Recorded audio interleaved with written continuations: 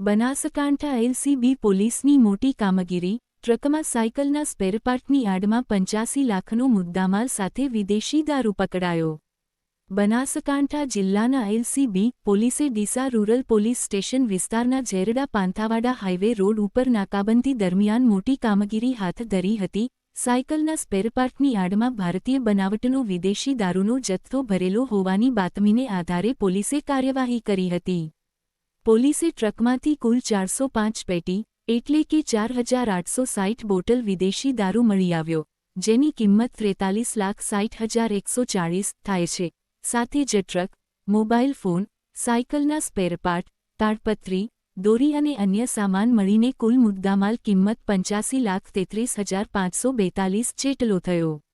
આ કાર્યવાહી સરહદી રેન્જ કચ્છ ભુજના પોલીસ મહાનિરીક્ષક શ્રી ચિરાગ કોરડિયા તથા બનાસકાંઠા જિલ્લા પોલીસ અધિક્ષક શ્રી અક્ષયરાજના માર્ગદર્શન હેઠળ એલસીબી પીઆઈ એવી દેસાઈના નેતૃત્વમાં કરવામાં આવી હતી.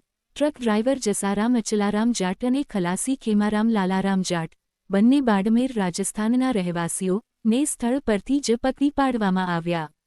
પ્રાથમિક તપાસમાં જાણવા મળ્યું કે આ દારૂનો જથ્થો પંજાબમાં તૈયાર કરી ગુજરાતમાં ઘુસાડવાનો પ્રયાસ હતો અને તેમાં અનેક રાજસ્થાનના આરોપીઓના સિન્ડિકેટનો સમાવેશ થાય છે.